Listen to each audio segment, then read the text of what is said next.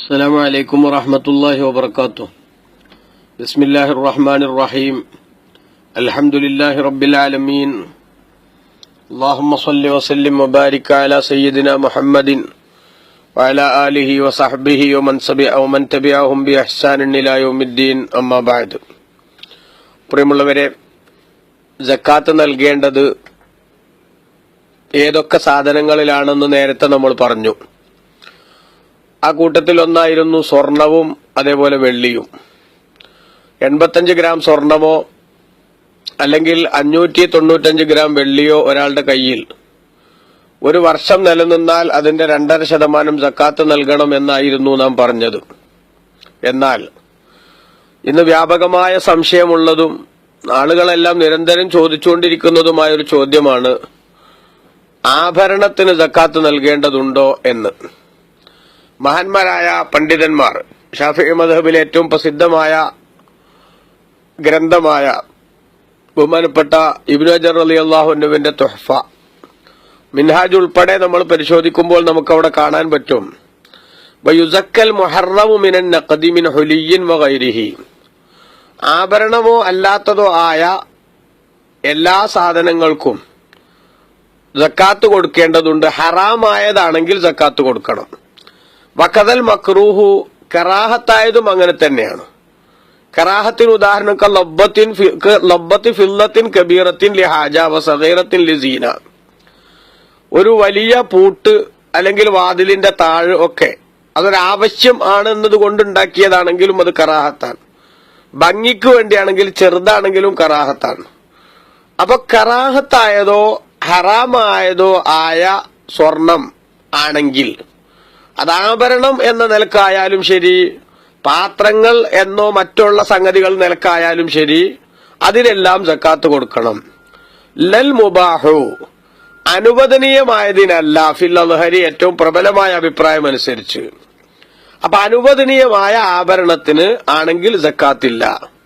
കാരണം അന്നഹു മുഅദ്ദുൽ ഇസ്തിമാലിൻ മുബാഹിൻ, അനുവദനീയമായ ഉപയോഗത്തിനു വേണ്ടി തയ്യാറാക്കപ്പെട്ടതാണത്. അതുകൊണ്ട് തന്നെ ഫാഷ്ബഹ അംതിഅത്തദ്ദാരി, വീട്ടിലുള്ള സാമഗ്രികളോട് അതേപോലെ തന്നെ അവിടെയുള്ള ഫർണിച്ചറുകളോടൊക്കെ അത് സാമ്യമായി.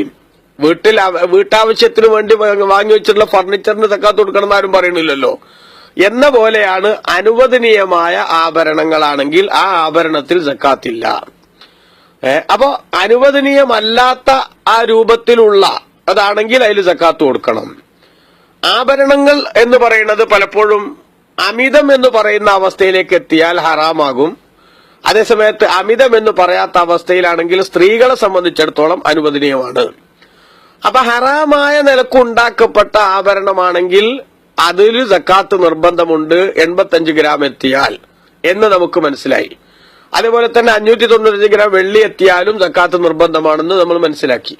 ഉദാഹരണം, ഒരു പുരുഷൻ തനിക്ക് ധരിക്കാൻ വേണ്ടി, അവനൊരു പൊങ്ങച്ചക്കാരനാണെന്ന് വെച്ചോളൂ, കുറച്ച് ആഭരണങ്ങളൊക്കെ ഉണ്ടാക്കി വെച്ചു.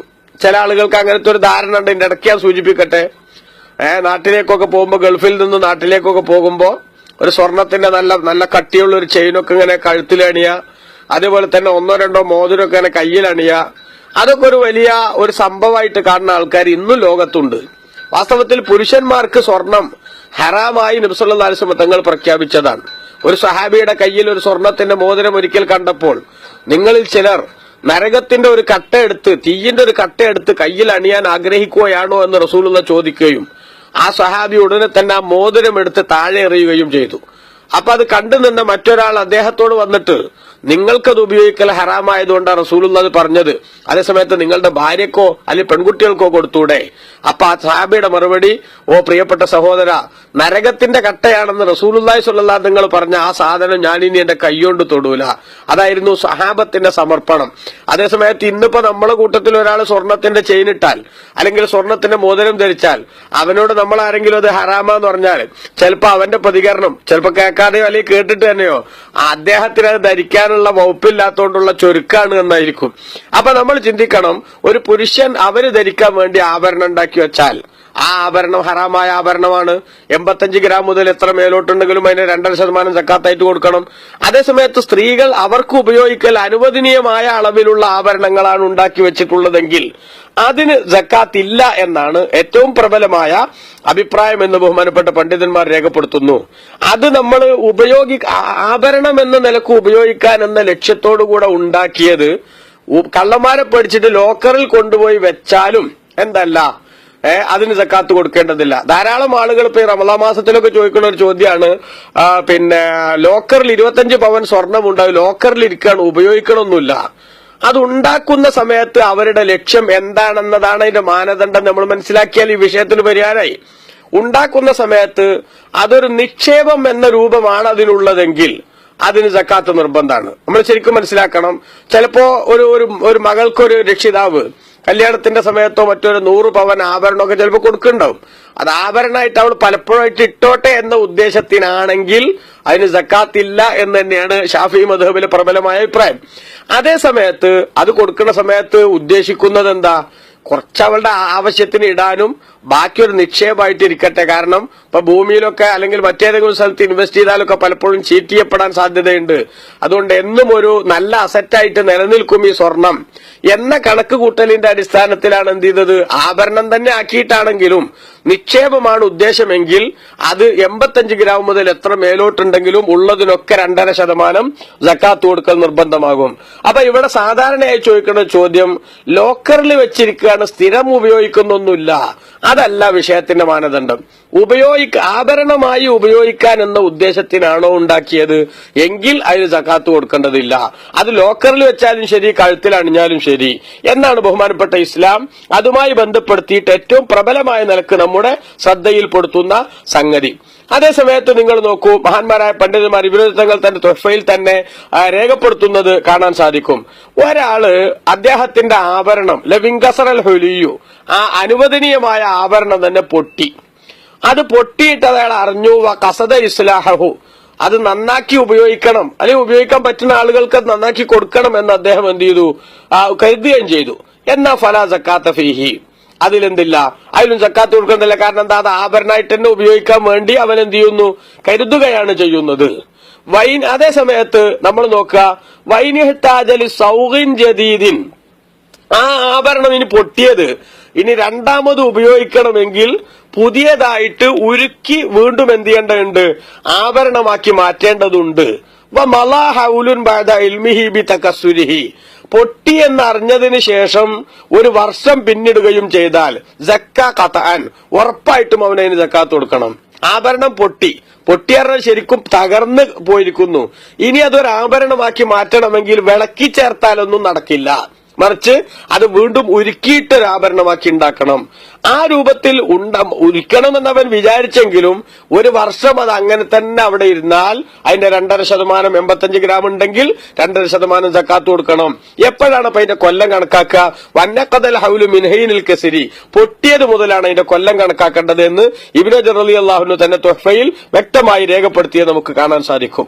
അപ്പൊ പുരുഷന്മാര് അവർക്ക് ഹറാമായ നിലക്കുള്ള ആഭരണം അവരുണ്ടാക്കി വെച്ചാൽ അത് ധരിക്കൽ ഹറാമാണ്, അതുകൊണ്ട് തന്നെ സക്കാത്ത് നിർബന്ധമാണ്. അതേസമയത്ത് അവിടെ നമുക്ക് കാണാം പുരുഷന്മാർക്ക് അനുവദനീയമായ ചില അളവുണ്ട്. ഉദാഹരണം, മൂക്കിന്റെ ഭാഗം തകർന്നു, ഒരു മൂക്കുണ്ടാക്കി വെക്കണം. എന്തുകൊണ്ട്? സ്വർണം കൊണ്ട്. എന്നാൽ ഇബ്നു ഹജർ റളിയല്ലാഹു അൻഹു തന്റെ തുഹ്ഫയിൽ രേഖപ്പെടുത്തുന്നു, മിൻഹാജിന്റെ മത്നിൽ തന്നെ നമുക്ക് കാണാം, വയഹറുമു അലർ റജുലി ഹുലിയു ദഹബി, സ്വർണത്തിന്റെ ആഭരണം പുരുഷന് ഹറാമാണ്. ലല്ലംഫു, മൂക്കല്ല, വല്ല അൻമില, വിരൽക്കൊടിയുമല്ല, വസിന്നു, പല്ലുമല്ല. അപ്പൊ പല്ല് പുരുഷൻ എന്തുകൊണ്ടുണ്ടാക്കാം? സ്വർണം കൊണ്ട് വേണമെങ്കിൽ ഉണ്ടാക്കാം. ഇനി എല്ലാവരും സ്വർണം കൊണ്ട് പല്ല് ഉണ്ടാക്കണം എന്നല്ലേ പറഞ്ഞതിന്റെ അർത്ഥം? വേണമെങ്കിൽ ഉണ്ടാക്കാം. അങ്ങനെ പല്ലുണ്ടാക്കിയാൽ വൈൻ താദ്ദത, പല്ലിന്റെ എണ്ണം കൂടിയാലും ശരി അതിൽ സക്കാത്ത് കൊടുക്കേണ്ടതില്ല. അതേസമയത്തിൽ ലിസ്ബാൾ, വിരലെന്താക്കാൻ പറ്റൂല. വിരൽ കൊടി ഉണ്ടാക്കാന്ന് പറഞ്ഞപ്പോ വിരലെന്നെ ഉണ്ടാക്കാറുണ്ട്, അത് പറ്റൂല. അതുകൊണ്ട് തന്നെ അപ്പം എന്ത് കൊടുക്കേണ്ടി വരും? സക്കാത്ത് കൊടുക്കേണ്ടിയും വരും. അതേസമയത്ത് പുരുഷനെ സംബന്ധിച്ചിടത്തോളം അവന് ഹല്ലുലഹു, പുരുഷന് ഹലാലാണ് മിനൽ ഫില്ലത്തി അൽ ഖാത്തം, വെള്ളിയുടെ ഒരു മോതിരം അവന് ഹലാലാണ്. ഇജ്മാഅൻ, അതിൽ തർക്കല്ല. ബൽ യുസന്നു, എന്ന് മാത്രമല്ല വെള്ളിയുടെ ഒരു മോതിരം ധരിക്കൽ പുരുഷന് സുന്നത്ത് തന്നെ ഉണ്ട്. വലൂഫിൽ യസാരി, അത് ഇടത്തെ കയ്യിൽ ധരിച്ചാലും സുന്നത്ത് കിട്ടും. ലാക്കിന്നഹു ഫിൽ യമീനി അഫ്ളലു, പക്ഷെ വലത്തെ കയ്യിൽ ധരിക്കലാണ് അത് ഏറ്റവും നല്ലത്. വലത്തെ കയ്യിന്റെ തന്നെ ചെറുവിരലിലാണ് അതിന്റെ സ്ഥാനം. അതുപോലെ ഇടത്തെ കയ്യിലാണെങ്കിലും ചെറുവിരലിലാണ് അതിന്റെ സ്ഥാനം എന്ന് പണ്ഡിതന്മാർ വിശദീകരിച്ചിട്ടുണ്ട്. ഇനി നമ്മൾ മനസ്സിലാക്കേണ്ടത്, ഇപ്പൊ ഇവിടെ ഞാൻ നേരത്തെ സൂചിപ്പിച്ചു, അമിതം എന്ന് പറയുന്നതുണ്ടെങ്കിലാണ് എന്ത് ചെയ്യേണ്ടത്, പിന്നെ സ്ത്രീക്ക് അത് ഉപയോഗിക്കൽ ഹറാമാവും. അമിതമായ ആഭരണം അവൾക്ക് പാടില്ല. ഉപയോഗിക്കൽ ഹറാമോ കറാഹത്തോ വന്നാൽ അവിടെ സക്കാത്തും വരും. അതിന്റെ മാനദണ്ഡം അതാണ്. അത് ഉപയോഗിക്കൽ ഹലാലാണെന്നാണോ പറയുന്നത്? എന്നാൽ അതിൽ സക്കാത്തില്ല. സ്ത്രീകൾക്കുള്ള ആഭരണത്തിൽ അത് നിക്ഷേപം എന്ന് കരുതിയാലല്ല, മറിച്ച് ആഭരണം എന്ന ഉപയോഗിക്കാൻ വേണ്ടി എന്ന ഉദ്ദേശത്തിന് ഉണ്ടാക്കിയതാണെങ്കിൽ. ഇനി നിങ്ങൾ നോക്കൂ പ്രിയപ്പെട്ട സഹോദരങ്ങളെ, അതിന്റെ ഒരു ഉദാഹരണം, ഒരു സ്ത്രീയെ സംബന്ധിച്ചിടത്തോളം അവളുടെ കയ്യിൽ 2, 3, 4 മാലകളുണ്ട്. എന്നാൽ അതുകൊണ്ട് തെറ്റുവരുമോ? അത് അമിതം എന്ന് പറയോ? പറയില്ല എന്നാണ്. നിങ്ങൾ നോക്കൂ, മഹാനായ ഈ ഇമാം നവവി റളിയല്ലാഹു അൻഹു തന്റെ ശറഹുൽ മുഹദ്ദബിൽ പറഞ്ഞു, ഒരാൾ, ഒരു പുരുഷൻ, അവന് ഒരു മോതിരം ഹലാലാണെന്ന് പറഞ്ഞല്ലോ, അപ്പോൾ ഒരുപാട് മോതിരങ്ങൾ ഉണ്ടാക്കി വെച്ചു. അവിൽ മർഅത്തു, അല്ലെങ്കിൽ ഒരു സ്ത്രീ ഉണ്ടാക്കി വെച്ചു, ഖലായില കസീറ, ഒരുപാട് പാദസരങ്ങൾ ഉണ്ടാക്കി വെച്ചു. എന്തിനു വേണ്ടി? ലിയൽബസൽ വാഹിദ ബഅദൽ വാഹിദ്, ഒന്നിനു ശേഷം മറ്റൊന്ന് ധരിക്കാൻ വേണ്ടി. ഇന്നൊന്ന് ധരിക്കണം, നാളെ വേറൊന്ന് ധരിക്കണം എന്ന നിലക്ക് പാദസരങ്ങളുടെ എണ്ണം കൂട്ടി, അല്ലെങ്കിൽ മോതിരങ്ങളുടെ എണ്ണം പുരുഷൻ കൂട്ടി. എന്നാൽ അവിടെ ഫതരീഖാനി, 2 അഭിപ്രായമാണ് അവിടെ ഉള്ളത്. ഹക്കാഹു മറാഫി ഇമാം റാഫി റളിയല്ലാഹു അൻഹു മറ്റുമൊക്കെ ഉദ്ധരിച്ചിട്ടുണ്ട്. അൽ മദ്ഹബു, അതിൽ ഏറ്റവും പ്രബലമായ അഭിപ്രായം അൽ ഖത്ഉ ബിൽ ജവാസി, അത് ഉപയോഗിക്കൽ അനുവദനീയമാണെന്നാണ്. ഉപയോഗിക്കൽ അനുവദനീയമായ ആഭരണത്തിനാണെങ്കിൽ എന്തില്ല നമ്മൾ നേരത്തെ പറഞ്ഞു, സക്കാത്തില്ല നമ്മൾ നേരത്തെ പറഞ്ഞു. അതേസമയത്ത് ഉപയോഗിക്കൽ ഹറാമാകുന്നതിന്റെ ഉദാഹരണവും പണ്ഡിതന്മാർ പറഞ്ഞു. 200 മിസ്കാല് വരുന്ന 2 പാദസരം ഒരു സ്ത്രീ ഉണ്ടാക്കി വെച്ചു. 200 മിസ്കാല് വരുന്ന 2 പാദസരം. അപ്പൊ എത്രയായി? 100 ചില്ലാനും പിന്നെ പവന് കൊണ്ടുള്ള പാദസരം എന്ന് പറഞ്ഞാൽ അത് ശരിക്കും സ്വർണത്തിന്റെ ഒരു കട്ടി തന്നെ, ആഭാസം എന്ന് പറയുന്ന അവസ്ഥയിലെത്തും. അപ്പൊ അത് അമിതമാണ്, അത് ഉപയോഗിക്കൽ ഹറാമാണ്. അപ്പൊ അതിന് സക്കാത്ത് കൊടുക്കുകയും വേണം. അങ്ങനെ സക്കാത്ത് കൊടുക്കണമെന്ന് വന്നാൽ ഈ അമിതമായതിന് മാത്രമല്ല കൊടുക്കേണ്ടി വരിക, മൊത്തമുള്ള സ്വർണത്തിന് തന്നെ സക്കാത്ത് കൊടുക്കേണ്ടി വരും എന്നുകൂടി അവിടെ നമ്മൾ മനസ്സിലാക്കുക. സ്വർണത്തിന്റെ സക്കാത്തുമായിട്ട് ബന്ധപ്പെടുത്തി ഇപ്പോഴുള്ള ഏറെക്കുറെ സംശയങ്ങൾ മാറിയിട്ടുണ്ടാകുമെന്ന് ഞാൻ മനസ്സിലാക്കുന്നു. വേണമെങ്കിൽ സംശയങ്ങൾ ഉണ്ടെങ്കിൽ ചോദിക്കുകയും ചെയ്യാം. അല്ലാഹു തആല നമുക്ക് എല്ലാവർക്കും ഖൈർ നൽകട്ടെ. വസല്ലല്ലാഹു അലാ സയ്യിദിനാ മുഹമ്മദ് വആലിഹി വസഹബിഹി അജ്മഈൻ വൽഹംദുലില്ലാഹി റബ്ബിൽ ആലമീൻ. വസ്സലാമു അലൈക്കും വറഹ്മത്തുള്ളാഹി.